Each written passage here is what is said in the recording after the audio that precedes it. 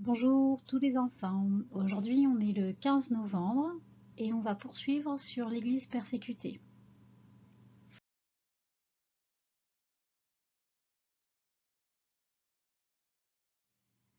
Un petit rappel, qu'est-ce que l'Église persécutée?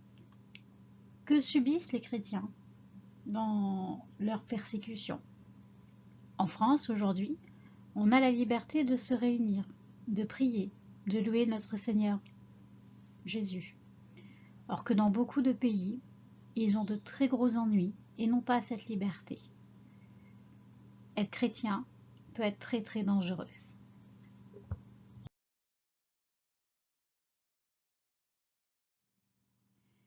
Vous vous rappelez, on avait vu ensemble, avec Rémi, la carte de l'index mondial et la persécution des chrétiens. Où est-ce qu'il est difficile et dangereux d'être chrétien? Alors, on avait vu 3 couleurs. Les pays les plus dangereux pour les chrétiens, qui sont représentés en rouge, donc où la persécution est très très très très extrême. Ensuite, en orange, les pays où les chrétiens doivent faire très attention. La persécution est sévère, mais moins dangereuse. Et les pays en jaune, où les chrétiens ne sont pas les bienvenus et la persécution est forte.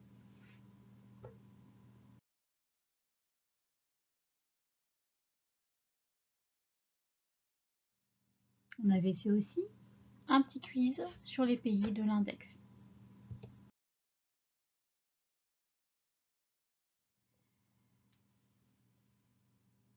On va parler de l'Érythrée. Alors, l'Érythrée, c'est un pays qui se trouve entre l'Égypte et le Soudan. C'était la petite flèche verte tout à l'heure.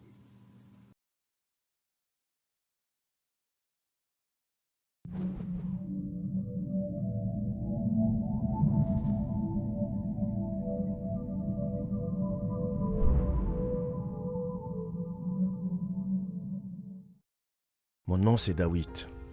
Parce que je suis chrétien, je suis resté en prison en Érythrée pendant plus de 10 ans. Je suis devenu chrétien après avoir été très triste pendant de nombreuses années. Rien ne me rendait heureux. Ni mon travail, ni mon argent, ni mes loisirs. Un collègue, pourtant non-croyant, m'a suggéré de demander de l'aide à des chrétiens. Ces chrétiens m'ont appris que le vrai bonheur n'est pas dans les choses matérielles, mais dans la foi en Jésus. J'ai commencé à aller à l'église.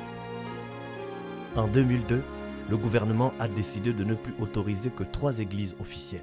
La plupart des autres églises ont été fermées. Leurs membres ont été arrêtés. Puis ça a été le tour de mon église.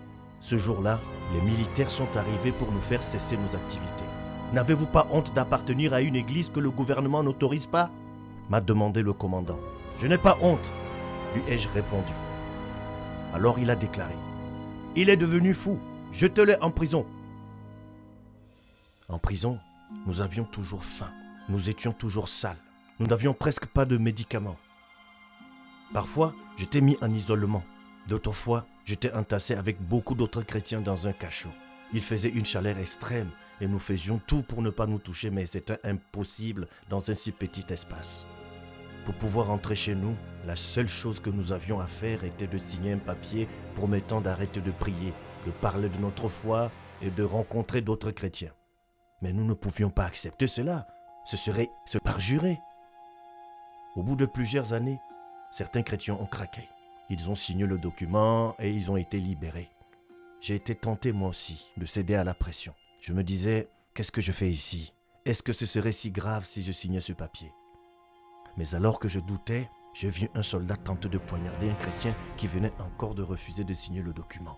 Cela m'a rappelé que mon espoir n'est pas dans les choses matérielles ou les circonstances, mais en Jésus. Me souvenir de la joie que j'ai trouvée en Jésus m'a aidé à tenir ferme. Juste après cet épisode, j'ai été soudain libéré, sans avoir signé le moindre papier. J'étais si heureux. Mais j'ai vite fait face à de nouveaux défis. Je n'ai ni travail, ni argent. Et ma famille et mes amis me traitent comme un étranger. Je me sens seul. Mais je me raccroche à la force qui m'a été donnée en prison. L'amour que je reçois des chrétiens du monde entier m'a tellement aidé.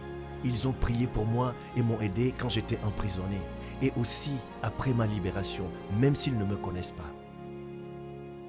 La persécution que j'ai subie aurait pu complètement me détruire, mais Dieu a pris soin de moi à travers eux.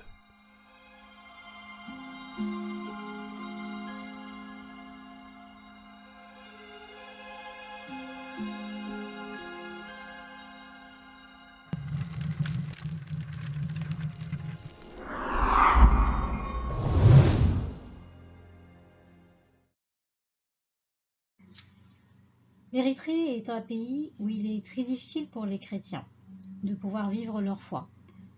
En 2002, le gouvernement a décidé de fermer plusieurs mouvements d'église. Et de très nombreux chrétiens ont été arrêtés et mis en prison. David, l'histoire que l'on vient de voir, en a fait la terrible expérience, comme nous l'avons vu.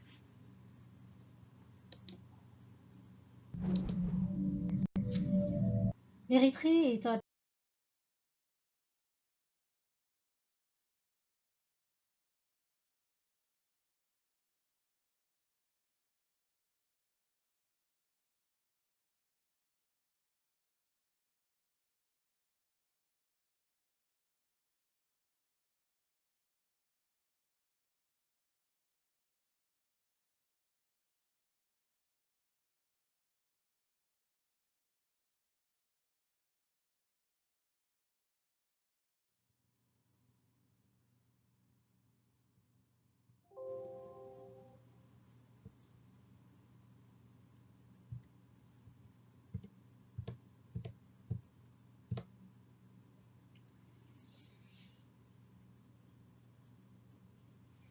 Alors, je vais vous poser des petites questions en lien avec l'histoire de David, qui a passé 10 ans de sa vie en prison.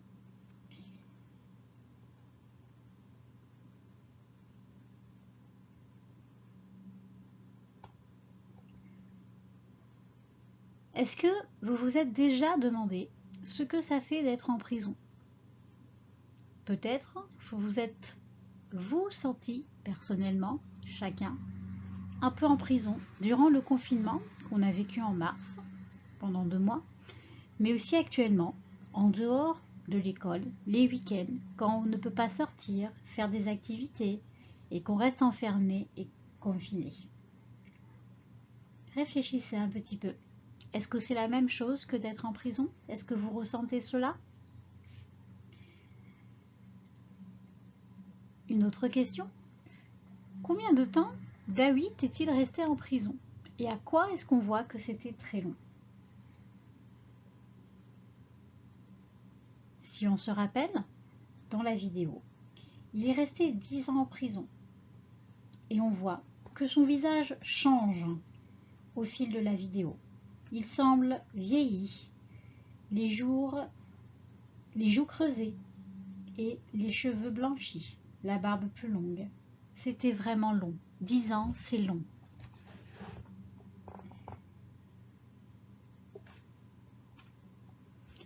Avant cela, comment David a-t-il rencontré Jésus? Pourquoi est-ce qu'il était toujours triste, d'après vous? Vous vous rappelez au tout début de la vidéo, il nous partageait qu'il n'était pas heureux, ni avec son travail, ni avec son argent, ni même faire ce qu'il aimait faire. Tout cela ne le rendait pas heureux. Et un de ses collègues, qui n'était pas croyant, lui a suggéré de demander de l'aide à des chrétiens. C'est étonnant, vous ne trouvez pas? Une personne non chrétienne propose à un ami de demander de l'aide à des chrétiens. Une autre petite question. David explique qu'il a appris des chrétiens que le vrai bonheur n'est pas dans les choses matérielles, mais dans la foi en Jésus. Qu'est-ce que cela signifie d'après vous? Comment David l'a-t-il concrètement expérimenté? Rien ne le rendait heureux, comme on l'a vu, avant sa rencontre avec Jésus et les autres chrétiens. Mais les chrétiens d'une église lui a redonné la joie en lui parlant de Jésus. Jésus a touché son cœur et lui a donné la joie qui lui manquait à sa vie. Avant, il était déprimé et avec Jésus, il a découvert la vraie vie. Qu'est-ce qui s'est passé en 2002, comme nous l'explique le petit dessin animé en Érythrée? Alors, le gouvernement avait décidé de ne pas autoriser plus de 3 mouvements d'église à se réunir. Et donc, il a fermé beaucoup d'autres églises du jour au lendemain. C'était quand même assez violent et difficile pour les autres églises qui ont dû fermer.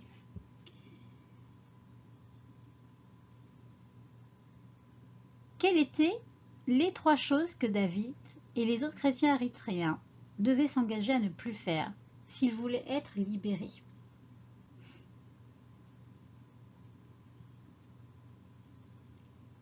Alors, est-ce que vous vous rappelez? Oui. Ils devaient s'engager et signer un papier pour ne plus prier, ne plus parler de leur foi et ne plus se rencontrer entre chrétiens. Est-ce que vous êtes prêt à faire ça si un jour vous êtes mis en prison parce que vous aimez Jésus et la seule condition pour être libéré, signer un papier vous demandant de ne plus être chrétien, de ne plus prier? Moi personnellement, je ne sais pas ce que je ferais, mais je sais que en ayant la joie de Jésus dans mon cœur, avec Dieu seul, avec Jésus, je pourrais supporter toutes les persécutions. Ce n'est pas facile, je trouve.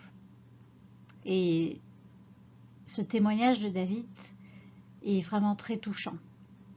Et nous rappelle vraiment qu'on est vraiment béni en France et que l'on peut vivre sa foi sans persécution, sans être malmené.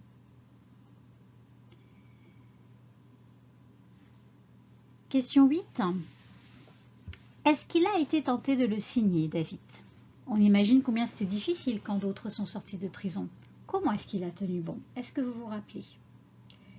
Il s'est accroché, on nous a dit. Il nous dit. Et il avait découvert, en rencontrant Jésus, rappelez-vous, la joie qu'il ne trouvait en rien. Et qui ne dépend pas des choses matérielles ou de nos circonstances, mais de notre relation avec lui. C'est ça qui l'a aidé à tenir ferme. Je me rappelle une fois, une personne très proche de moi m'avait dit « Josiane, rien ne doit et ne peut t'enlever la joie de Jésus dans ton cœur, quoi qu'il arrive dans la vie de tous les jours. » Et ce passage-là me rappelle cette phrase si fortifiante que, entre frères et sœurs chrétiens, nous pouvons avoir. Oui, seul Jésus nous donne cette vraie joie.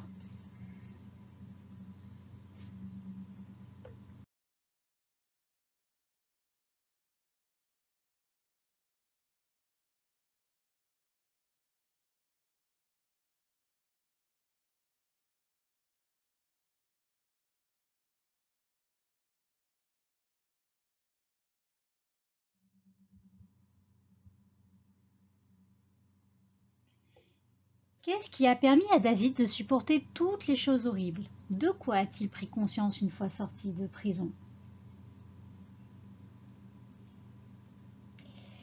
Eh bien, c'est grâce à Jésus qu'il a trouvé la force de supporter tout cela. Et c'est aussi grâce à tous ceux qui ont prié pour lui, dans tout le monde, comme il le dit, les croyants du monde entier, qui ont été informés que David et d'autres chrétiens étaient emprisonnés à cause de leur foi.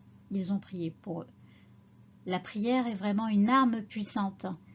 Et à travers le monde, prier pour nos frères et chrétiens persécutés est une grande force qu'ils peuvent ressentir chaque jour s'ils sont en prison ou persécutés chez eux.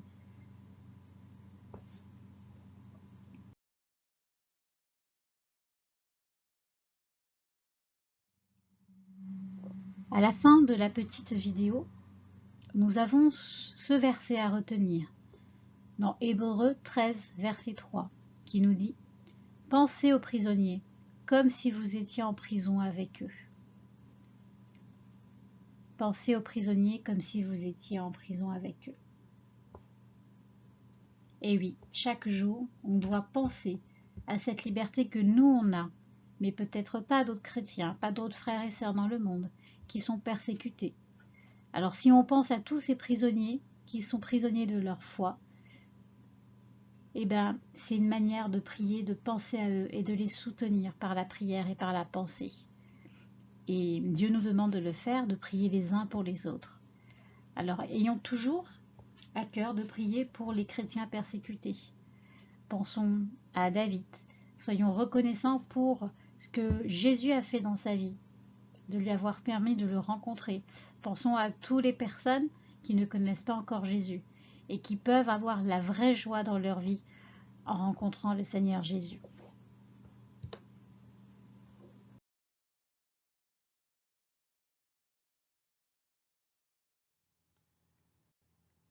Alors, nous venons de voir l'histoire de David et nous allons voir aussi l'histoire de Paul.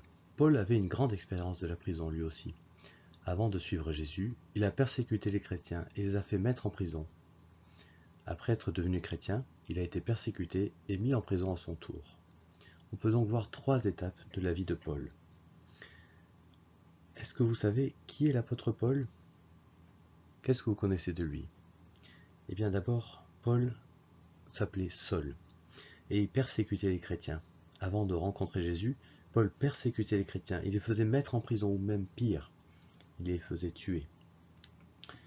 Il a même participé à la lapidation d'Étienne, considéré comme l'un des premiers martyrs chrétiens. Il a assisté à son jugement, gardé les vêtements des bourreaux et approuvé la sentence.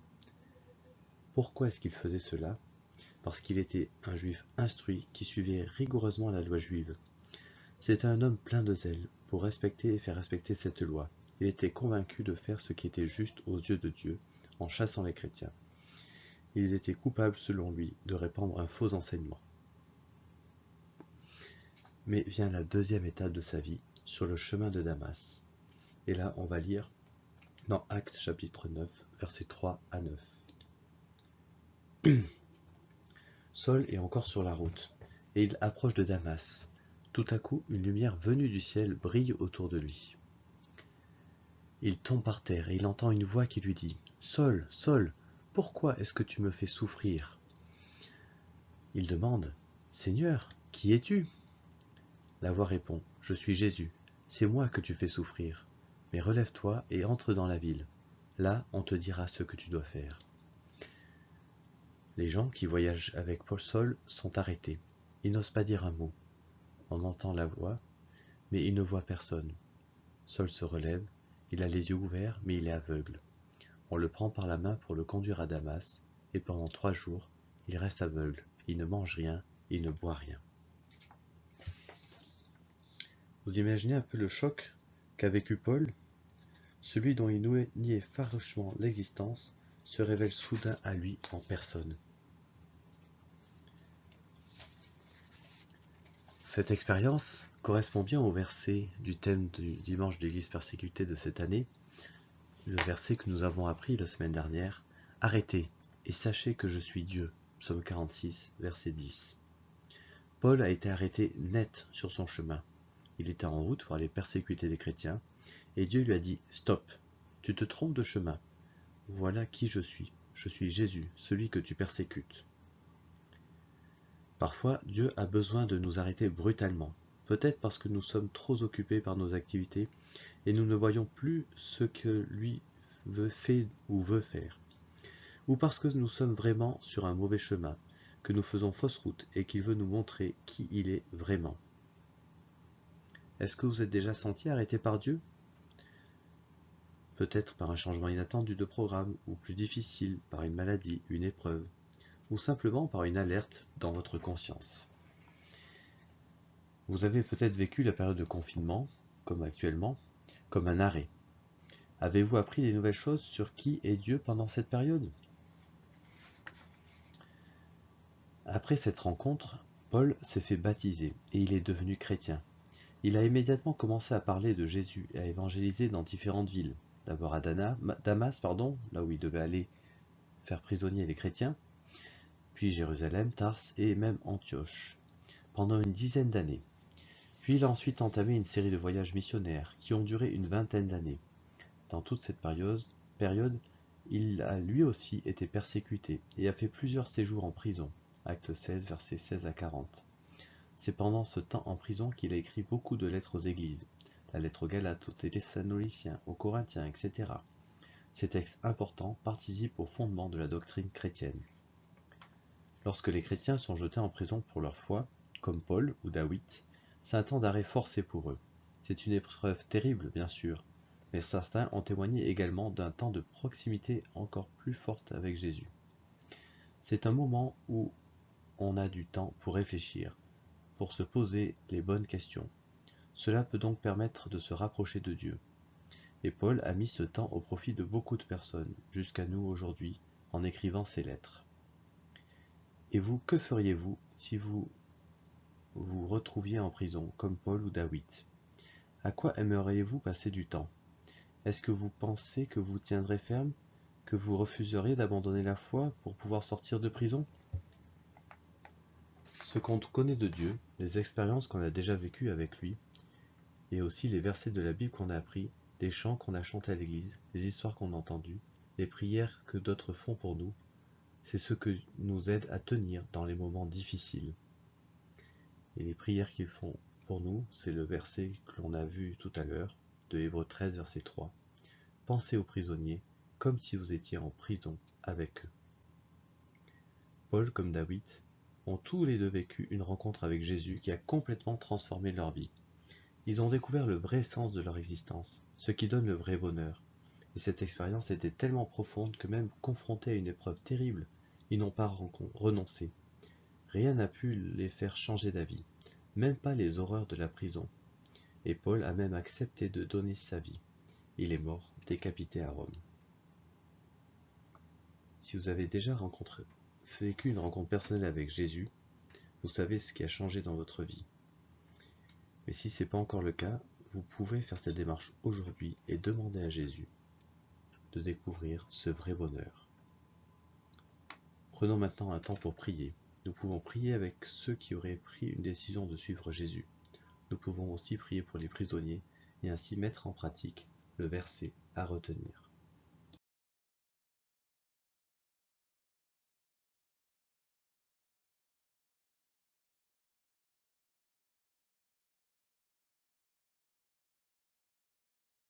N'oublions pas tous les sujets de prière que nous avions déjà vus pour la Chine, pour Halim Yimit, qui est en prison depuis 2008 à cause de sa foi, pour l'Érythrée, pour ce pasteur qui est en prison depuis 2004, pour Kiflou, qui a aussi été mis en prison à cause de sa foi.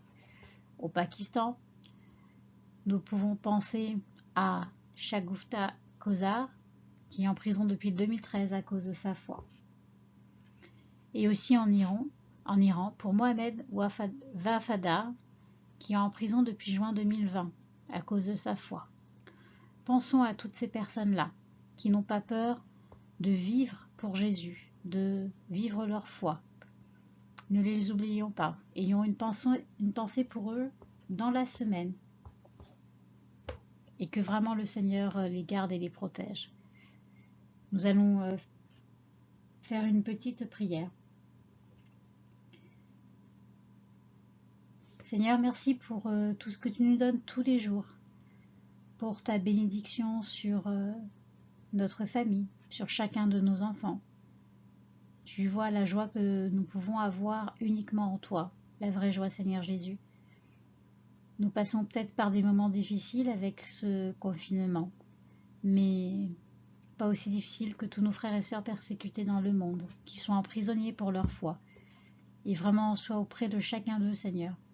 Que ton esprit les fortifie, les encourage, notre Dieu, notre Père. Merci pour ton amour et ton sacrifice à la croix. Amen. On va penser aussi à tous les croyants érythréens qui sont enfermés dans des containers métalliques, qui sont posés en extérieur, en pleine chaleur, sans aucune isolation thermique. Et en journée, il fait tellement chaud qu'il peut faire 50 degrés la nuit. Et à l'inverse, la nuit, il peut faire très froid. Pensons à tous ces chrétiens persécutés en Érythrée qui sont emprisonnés, qui ne peuvent pas bouger, s'allonger la nuit, et qui peuvent avoir très chaud en journée, très froid le soir, et qui vivent avec des difficultés sanitaires. Que le Seigneur vraiment les garde, les protège, Seigneur. Merci, Seigneur, pour ton amour.